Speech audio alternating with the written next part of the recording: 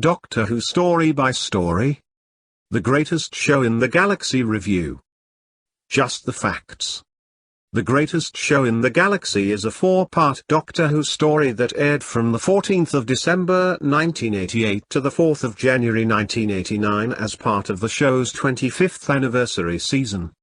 It starred Sylvester McCoy in his second season as the Seventh Doctor along with his companion Ace, played by Sophie Aldred.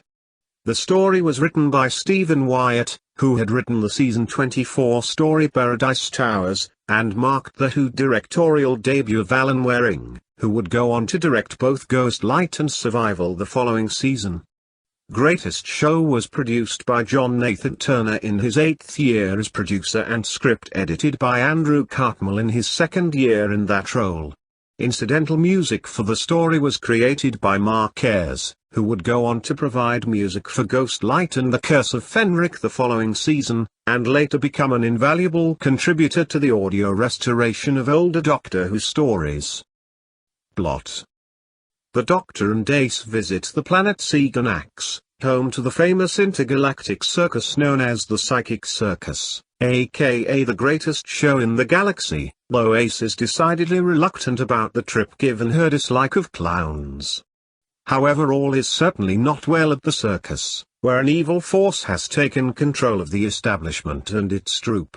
All visitors to the circus end up forced to perform on stage in front of a sinister family audience, and the moment they cease to be entertaining, their lives are immediately forfeit.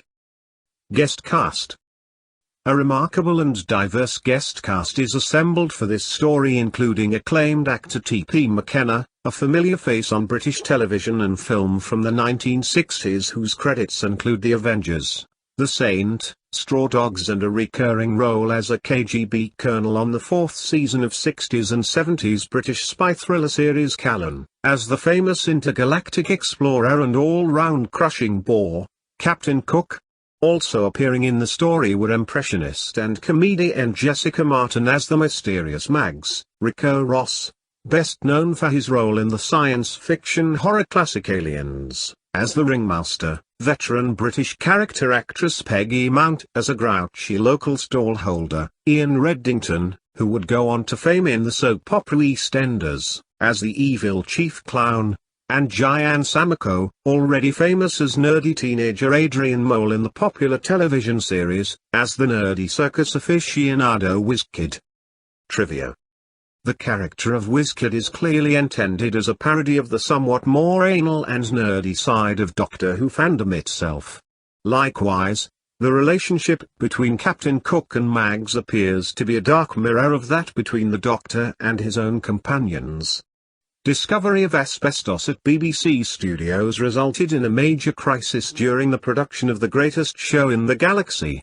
At one point production appeared to be actually cancelled, with producer John Nathan Turner fearing he was going to be left with a replay of the situation surrounding the infamous lost Tom Baker story Shada, which was also left only half-filmed.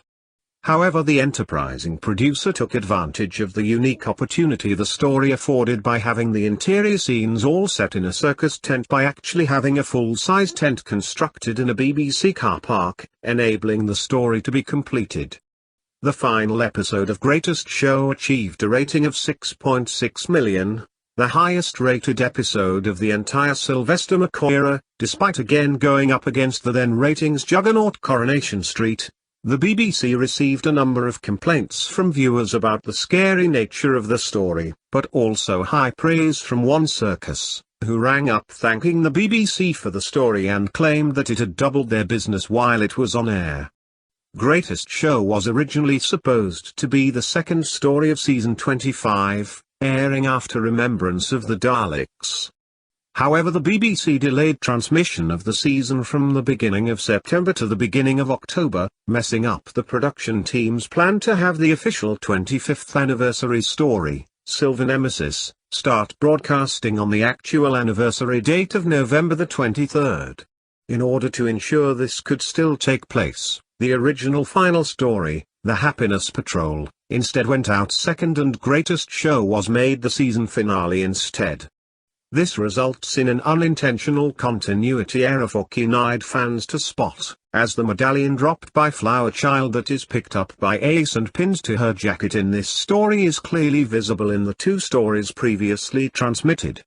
The story was novelized by original author Stephen Wyatt in 1989 and released on video in 2000, before receiving a DVD release in 2012, the final story of the era to be commercially released.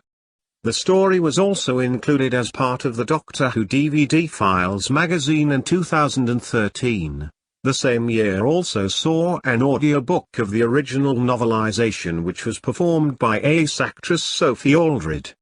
In 1992 the Marquez soundtrack was also released on CD by Silver Screen Records.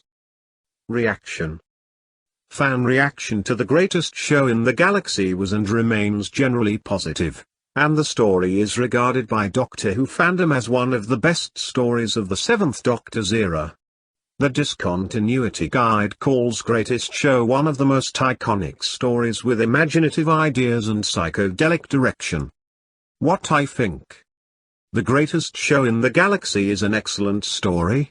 As is so often the case with these reviews, I rewatched this story just recently, last week in point of fact, after a gap of around 5.5 years, and found myself falling in love with it all over again.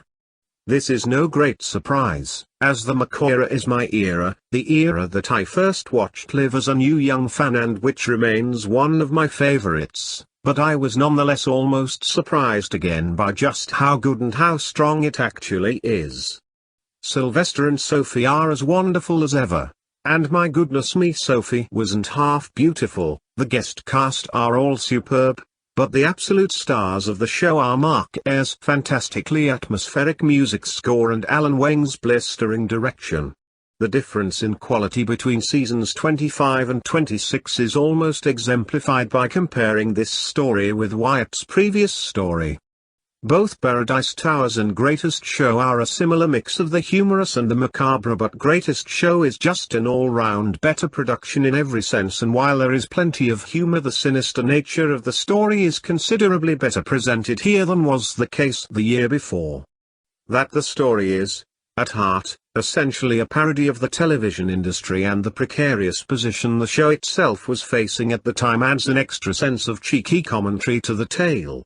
Given the potentially catastrophic production problems as well, the sheer excellence of every facet of this story is all the more striking and impressive. For a story nearly 3 decades old, The Greatest Show in the Galaxy stands up as both an example of 80s TV and an illustration of the ludicrous lie that there was anything wrong with 1980s Doctor Who. I'm tempted to give full marks here, but I will restrain my Seventh Doctor fanboy urges and settle for giving The Greatest Show in the Galaxy a well-deserved straight A.